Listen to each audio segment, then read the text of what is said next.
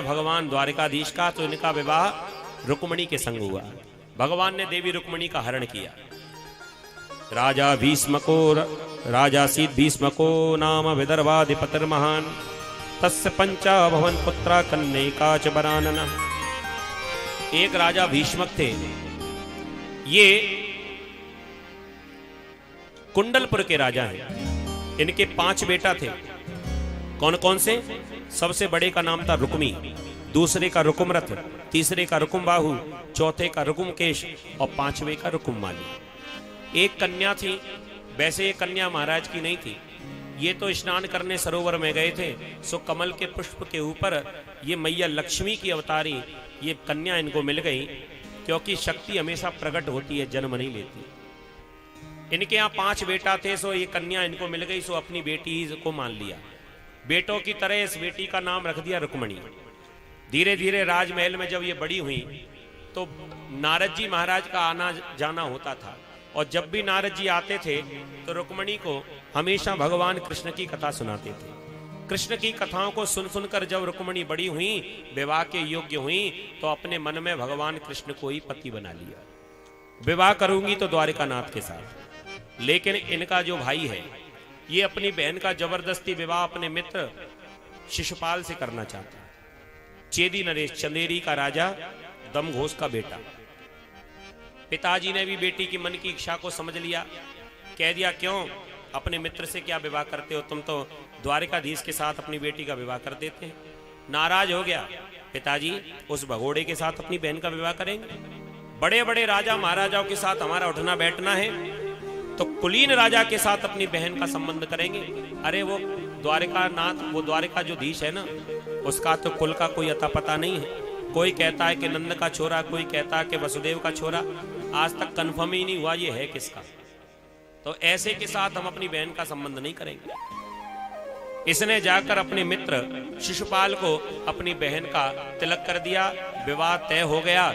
पूरे कुंडलपुर नगर को सजाया जाने लगा। उधर रुक्मणी को जब सूचना मिली कि हमारा विवाह हो रहा है और भैया जबरदस्ती अपने मित्र के साथ हमारा विवाह कर रहे हैं, देवी रुक्मणी ने एक पत्र लिखा और वो पत्र एक ब्राह्मण देवता को दिया। ब्राह्मण देवता से निवेदन किया, महाराज आप इस पत्र को लेकर जाओ और जाकर द्वारिकाधीश को देकर आना।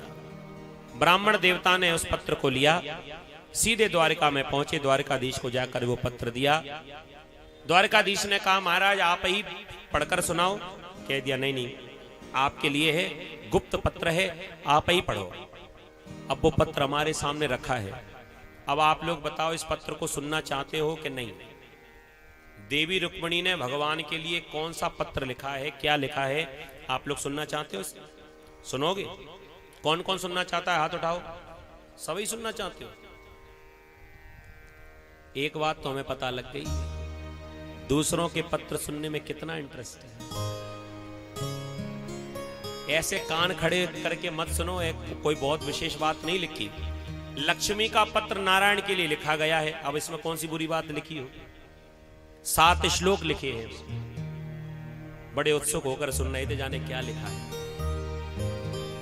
देवी रुक्मणी ने भगवान को पत्र लिखा। पहले श्लोक में लिखा, श्रुत्वा गुणान भुवन सुंदर शरणमतान्ते निर्विश्य कर्ण विवरै हर तुंगतापम रूपम दर्शादृश्यमतामखिलार्तलाभम त्वय्युच्चिता विशत चित्रमपत्रपन्ने। हे भुवन सुंदर, श्रुत्वा गुणान, हे भुवन सुंदर, आपके गुणों को सुन सुनकर हमने आपको अपने मन में पति बना लिया। अब महाराज केवल आपको हमको यहां से लेकर जाना है। मैं विवाह करूंगी तो आपसे ही। मैंने अपने मन में आपको अपना पति बना लिया है। अब महाराज आपको यहां से मुझे लेकर जाना है। और मैं ये नहीं कहती कि आप सेना लेकर आओ, सेना लेकर आने की जरूरत नहीं है। आप तो अकेले ही आ जाओ और मुझको यहां से चुरा कर ले जाओ, क्योंकि मैंने ऐसा सुना है कि चोरी करने में आपका कोई हाथ नहीं पकड़ सकता। चोरी करने में तो आपका जवाब नहीं है, इसलिए आप थोड़ी देर रुक जाइए। बोलिए भक्तवत्सल भगवान की। मैं गिरजा पूजन करने के लिए जाऊंगी, वहीं पर आप अपना रथ लेकर आना और मुझे हरण करके लेकर जाना। महाराज यदि आप मुझे लेने नहीं आए तो सिंह का भाग कोई भेड़िया ले जाए, कोई सियार ले जाए, तो गलती किसकी है? मैं बार बार आपसे निवेदन करती हूं कि प्रभु आप मेरे ऊपर कृपा जरूर करना। ऐसे 7 श्लोक लिख दिए, निवेदन करने लगी। ब्राह्मण देवता ने जब पत्र सुनाया, देखो जी ये पत्र, अभी हम द्वारिका में कथा करने के लिए गए थे, तब वहां मंदिर के जो पुजारी थे उन्होंने ये जानकारी दी कि द्वारिकाधीश जो हैं द्वारिका में, वो द्वारिकाधीश की साय की आरती, जो रात्रि की आरती होती है, शयनी आरती, ये पत्र आज भी वहां पर सुनाया जाता है। वहां क्या देख रहे हो? वहां बारात है, अभी यहीं आएगी। पहले ही देख लो तो पूरा भगवान यहीं आएंगे, बारात है वो तो आएगी, उसमें आप क्या कर सकते हो?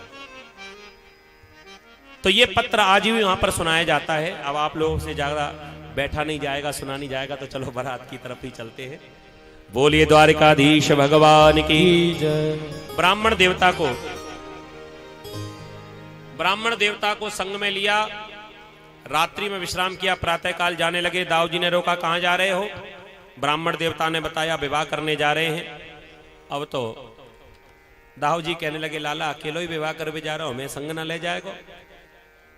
भगवान ने कहा इतना समय नहीं है, वहां बारात पहुंच चुकी है शिशुपाल की, मुझे जल्दी जाना है और अभी तुम्हारी बहू लेकर आता हूं।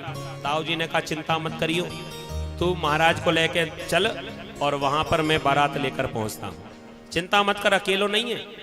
भगवान ने अपना रथ बढ़ाया, सीधे कुंडलपुर में पहुंचे और देवी का जो मंदिर था उसके पीछे भगवान ने अपना रथ छिपा दिया। उधर शिशुपाल की बारात आ गई, रुक्मी ने सभी का स्वागत किया। किसी गुप्तचर ने सूचना दे दी, महाराज वो भगोड़ा भी आ गया, हमने देखा है अभी। रुक्मी ने पूछा, क्यों महाराज शिशुपाल से तुम्हें ढंग के बाराती नहीं मिले? कह दिया क्या बताएं, हम तो ये सोच रहे थे कि ये घराती है, हम तो तुमसे पूछना चाहते हैं, ना तो ये घराती ना ये बराती, ये तो खुद ही दूल्हा है।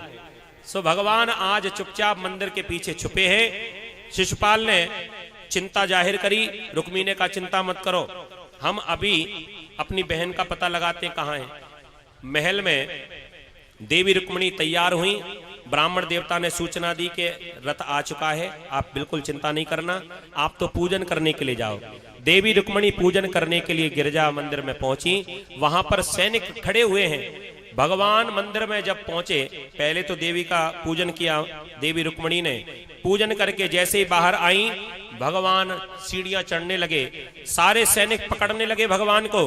भगवान थोड़ा सा मुस्कुराए और ऐसा माया का प्रभाव डाला कि सारे सैनिक वहीं की वहीं खड़े रह गए। और जो पकड़ने आ रहे थे वो कहने लगे भैया कितना सुंदर है, एक कहने लगा मोर मुकुट देखो कितना सुंदर है, एक कहने लगा बांसुरी देखो कितनी सुंदर है, एक कहने लगा करधनी देखो कितनी सुंदर है। जब तक भगवान ने हाथ पकड़ लिया, एक सैनिक कहने लगा देखो जोड़ी कितनी सुंदर है। भगवान इतने में रथ में बिठाकर लेकर गए, तब तक एक कहने लगा भैया भगते बहुत सुंदर है। भगवान जब तक भगा के ले गए पता ही नहीं चला।